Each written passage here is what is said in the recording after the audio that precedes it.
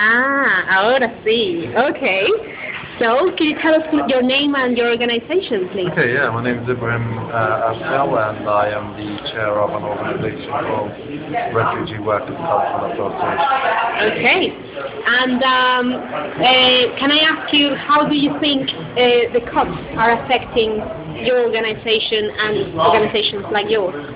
Well, the cuts in the country is quite obvious that are affecting the ordinary people of this country, everyone in this country, every single ordinary person in this country. However, we understand that these cuts will have a major effect on those that are already disadvantaged, such as refugees and migrants. As an organization representing refugees and migrants, the proportion of the effect will have from the cuts will be much greater than what the ordinary people will be having. Yeah. Sorry, no it's Yeah.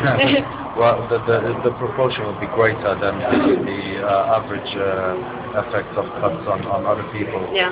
So refugees and migrants will be affected greater. I don't know. That's fine. And how do you think we as migrants can work together to fight this cuts? Well, I think the only way to overcome this brutal attack of the government against ordinary people and the working class is for the working class to unite their forces against the cuts and the government. Not only migrant workers uniting their forces amongst each other, such as Turkish and Kurdish migrants working their forces with Latin American workers, but also the migrant workers overall uniting and joining their forces with the workers of this country, native workers, and fighting against the cuts together, shoulder to shoulder. You're absolutely right, and for this, this is the reason why we ask ourselves this question: British and migrant workers united, but how? How can we do that? Okay, how can we do that? We have to understand that migrant workers have to start getting much more involved in the political activism of the country. Migrant workers have to start getting much more involved in the union activities of this country as well. We've got to start to understand that we are a part of this society and we are a part of the working class of this country. It's quite important that, once we get to raise the conscience of migrant workers in this term, then I think migrant workers will be able to come together with the British workers, native workers, and start struggling for their rights as well. No, I'm absolutely with you there, because part of the reason why we think it's so important to be here today, and so happy that we met you today here, is because we really need to build those bridges, which, the only people who can actually build the bridges are ourselves. We can't really build them if someone else is imposing structures and things. I mean, it needs to come from the bottom up.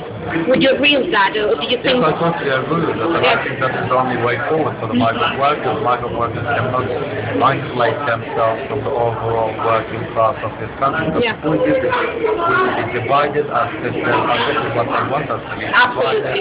Not united, not being able to unite our forces, and so that they can easily attack us and so that they can easily take the very hard-earned rights of the working class.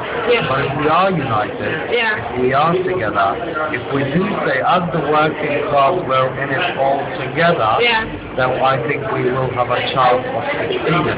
We're not all in it together with the bourgeoisie class, with the ruling party, but we as the working class need to understand that the only way to overcome this is to unite with our brothers and sisters of the native working class. Absolutely true. And how do you? I'm totally with you. But how do we sort of challenge that division? Because that division is there clearly, and it's put in by the establishment. The division is, well, actually they are taking your jobs, So you shouldn't unite. I mean, that this is the catch-22 argument. And how do you challenge them? I think that the ruling class, the ruling powers, especially in Europe, have always used the tactic of racism to divide the native working class and the migrant working class through very false propaganda of migrant workers are taking your jobs, migrant workers are here, that is why you're unable to access employment, migrant workers are getting all the council houses and you can't get anything because of this. This is a tactic of the bourgeoisie of the system that it's constantly using, especially in economical cycles, to divert the anger of the native working class to the migrant working class rather than the anger being towards the ruling class. So what we have to do is we have to make sure that we do not come to this game of the ruling class, but we unite our forces because we provide the propaganda that we are united, that we should act together and the activities, the process should be together to overcome this issue, because we are not the ones that are taking the job, we are not the ones that are taking the council. The welfare state, the reason for them being a welfare state is that the government has a responsibility to look after its citizens, regardless of their whether they're migrants or they're native citizens. So this is, I think, the message we should be taking across the native working class as well. We're not here to take your jobs. We're not willing to take your jobs. We're just ordinary working class like you. We should unite our forces, we should unite our powers, and we should be able to fight against them one fist. That's well done, well said. Thank you very much. Thank you very much, Ibrahim. Thank you for that, actually. Puedes cerrar esto, apagar.